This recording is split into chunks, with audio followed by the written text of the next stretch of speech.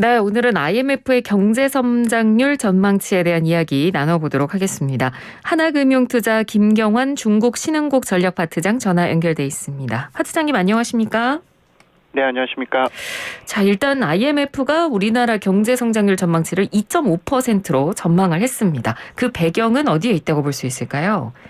네, 일단 뭐 제가 중국하고 신흥국을 좀 담당한 입장에서 보면은 전반적으로 저희 어떤 경제 성장 구조상 수출 비중이 높고 지난 2년 동안 공급망 부진으로 인해서 이제 중국이나 한국 뭐 이런 쪽에 이제 수출 국가들의 이제 상황이 이제 베이스가 좀 높아진다고 얘기하죠. 성장률 자체가 나쁘지 않았었기 때문에 올해와 내년의 경우는 전체적으로 이제 내수 위주로 성장을 좀 만들어야 되는 입장에서 보면 전체적으로 인플레이션 압력이라든지 또 중국 쪽의 침체 우려 이런 것들이 좀 종합적으로 반영이 되면서 외국인들의 수급도 이제 움직임이 보면 결국에 이제 중국의 프락시 투자로 우리나라에 이제 투자하는 경향도 있을 정도로 연동성이 높다 보니까 상황이 중국의 어떤 상황이 좀 많이 반영된 것이 아니냐. 그리고 글로벌 이제 탈글로벌한 상황에서 전체적으로 공급망에 대한 위축 이런 것들이 수출국들의 이제 우려가 반대로 더 작용하는 측면이 있지 않나 이렇게 생각을 좀 갖고 있습니다. 예.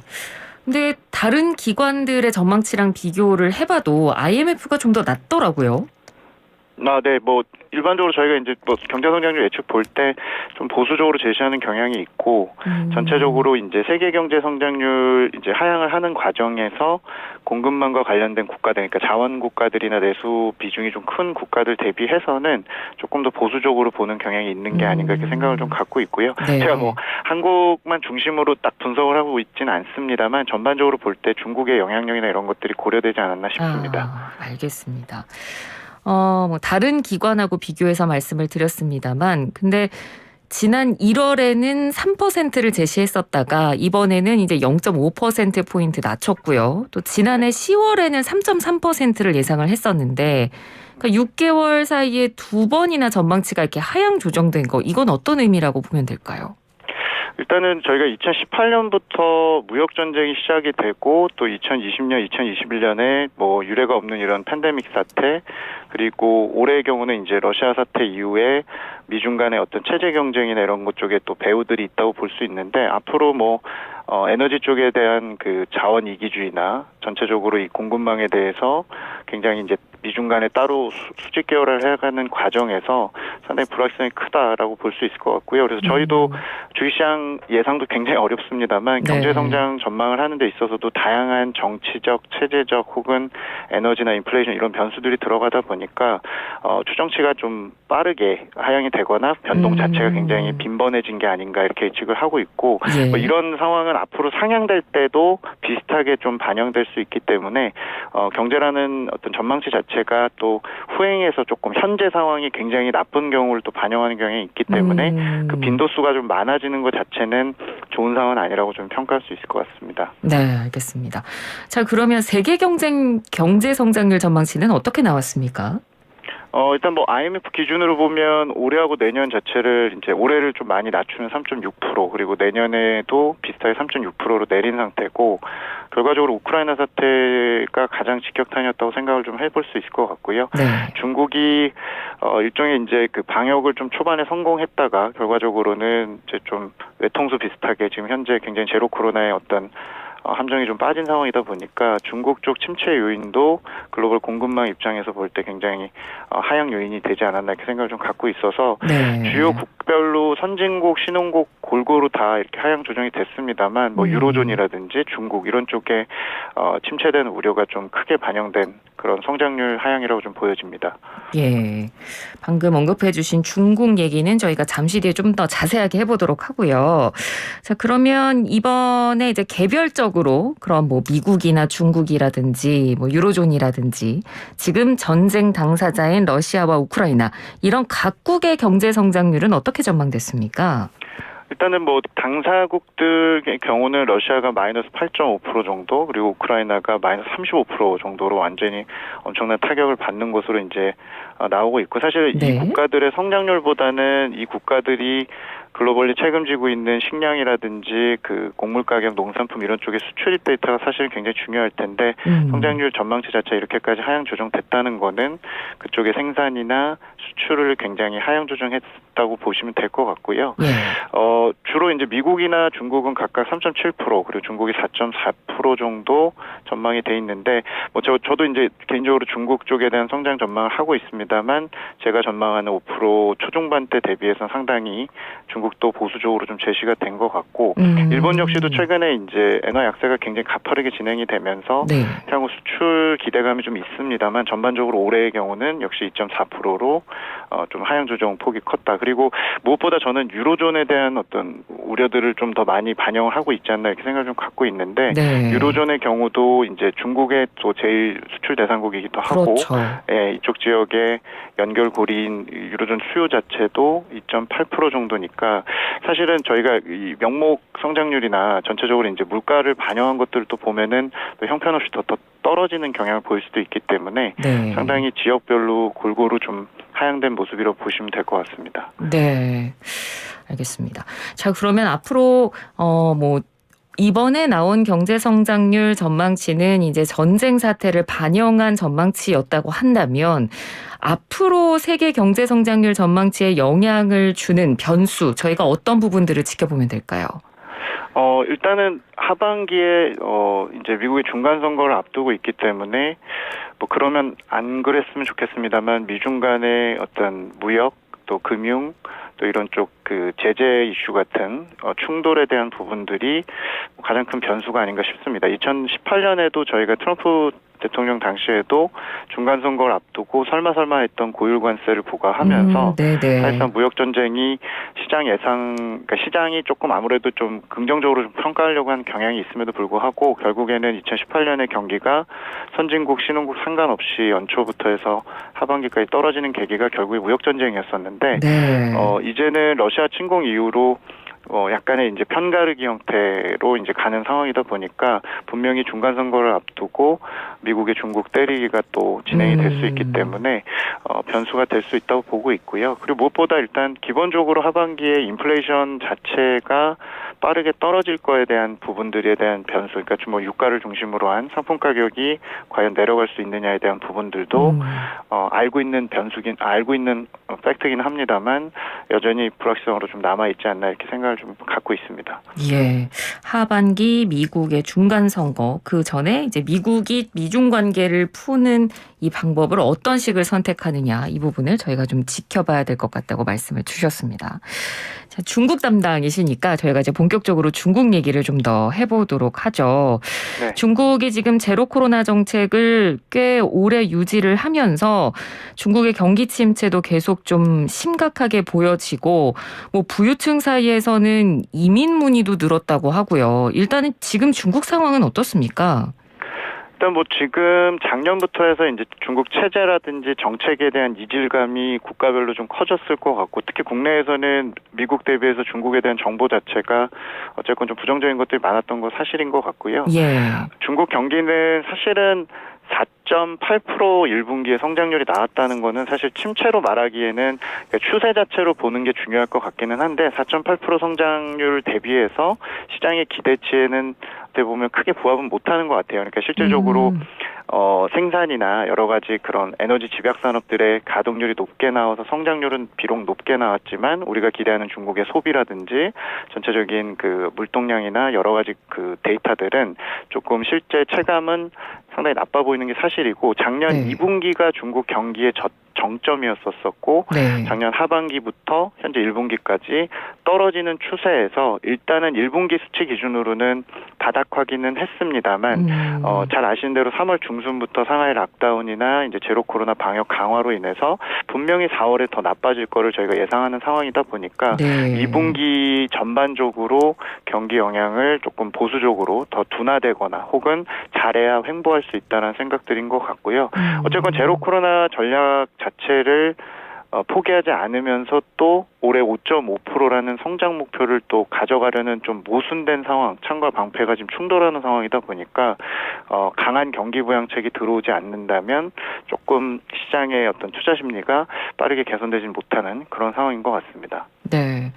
그 상황이 이렇다 보니까 뭐 글로벌 투자자들도 이제 중국에서 뭐 떠나고 있다는 얘기도 좀 들리고요. 사실인가요?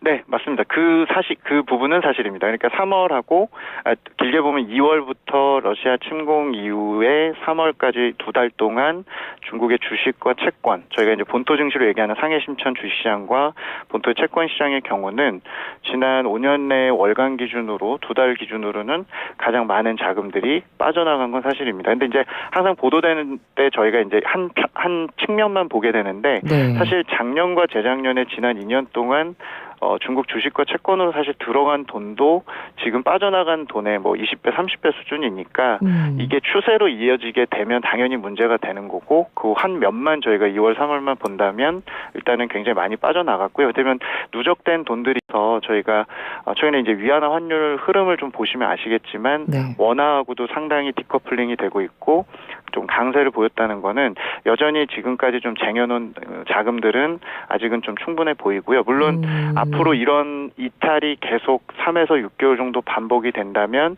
지금 우리가 우려하고 있는 이제 외국인의 이탈이 본격화됐다라고 볼 수 있는데 네. 어차피 신흥국 입장에서 보면 미국의 금리가 이렇게까지 상승하면서 미국과 중국의 금리 차라든지 또 신흥국의 금리 차가 축소되는 과정에서는 외국인들이 일단 차익 실현이나 이탈하는 조짐이 있었기 때문에 이게 추세일지 구조적일지는 조금 더 모니터링을 해야 될 거라고 보여집니다. 네, 알겠습니다.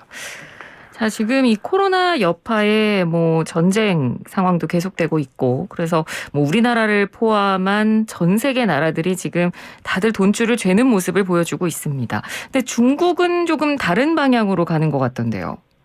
일단 아시겠지만 2008년, 2009년 리먼 사태로 저희가 얘기하는 미국발 금융위기 때 중국이 사실은 굉장히 무리해서 본인들이 수출을 하는 국가다 보니까 처음으로 미국에서 생긴 위기에 대해서 아주 공격적으로 돈을 풀고 과잉 투자나 과잉 부채에 시달렸던 경험을 지난 10년 전에 해서 네. 이거에 대해서 상당히 오랫동안 그림자 금융이나 부채 관리를 굉장히 고생을 좀 했었거든요. 그래서 이번 타이밍에 중국은 사실 작년부터 이미 유동성이나 돈줄을 좀 미리 좀 죄는 그 모습을 좀 보였었고 이제 올해 들어서 다른 나라들은 반대로 이제 긴축을 좀 시작하려고 할 때 오히려 이제 조금 더 여유를 갖고 좀 완화를 하려는 모습은 보여주고 있습니다. 물론 지금 완화하는 강도 대비 경기가 더 빨리 떨어지고 있다 보니까 문제가 좀 되고는 있지만 네. 중국이 다른 행보를 보이는 이유는 일단 작년에 미리 통화정책 정상화를 했기 때문에 이제 올해는 반대로 본인들은 좀 본인들의 길을 좀 가겠다고 하고는 있는데요.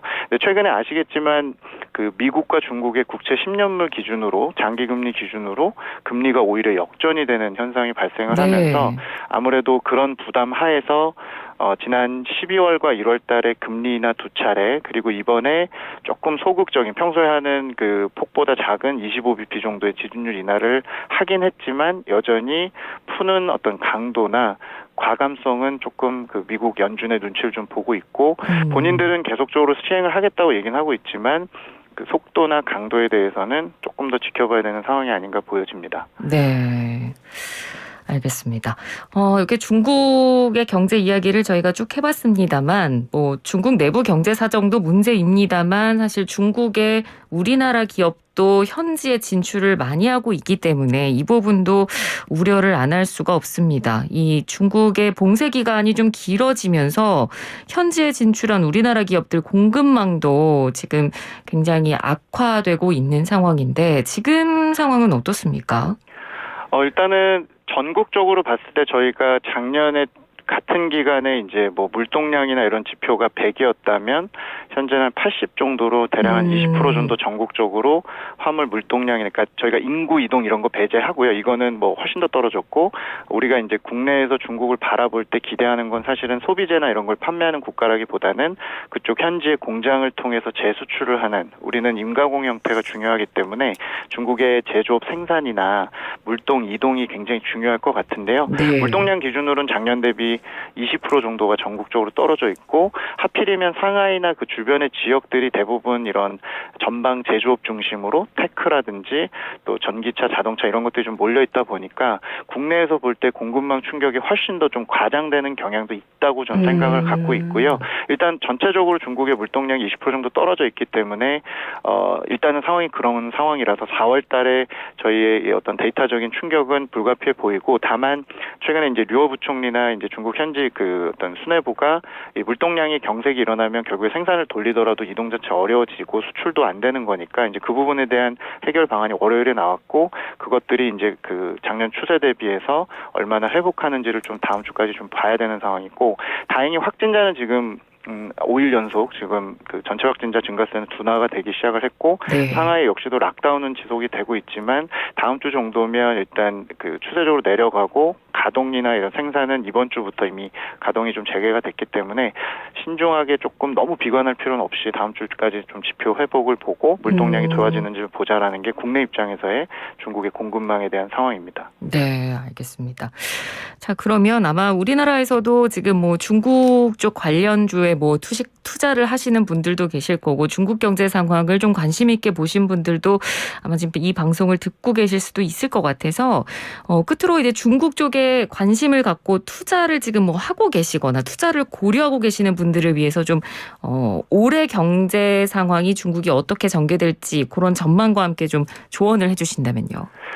최근에 이제 중국에 대해서 워낙 비관적이고 중국과 홍콩 증시가 많이 빠진 상태이기 때문에 사실 기존에 투자하셨던 분들은 굉장히 힘든 상황이 이어지고 있고 저희 역시도 상당히 좀 위축된 그런 상황인데요. 전체적으로 올해 중국의 경기나 이런 것들이 부양책을 통해서 2분기에 좀 지연은 되겠습니다만 상저하고 형태로 하반기에 조금 소폭 개선될 수 있다는 부분은 저희가 예측을 좀 드리고 있고 2분기에 락다운 상황이 좀 심화되는 만큼 부양책도 강도가 더 강화되고 있기 때문에 중국의 어떤 현재 그 지수 투자를 이미 하셨다가 손해를 보셨을 경우에는 지금 팔자리보다는 여전히 좀 유지를 하면서 조금 하반기 회복을 기다리시는 단계가 아닐까 이렇게 생각을 좀 갖고 있고 예. 전체로 중국의 이제 유망 성장주나 이런 쪽이 전반적으로 좀 많이 하락한 상황에서 2분기까지는 일단 지수형 투자 그리고 3분기 정도는 돼야 중국의 이제 많이 빠진 전기차나 소비재 이런 쪽에 이제 주식들을 조금 지켜보실 필요가 있지 않나. 그래서 지금은 조금 신중하게 바라보실 필요가 있지 않나 생각을 좀 갖고 있습니다. 네, 알겠습니다. 오늘 말씀 잘 들었습니다. 고맙습니다.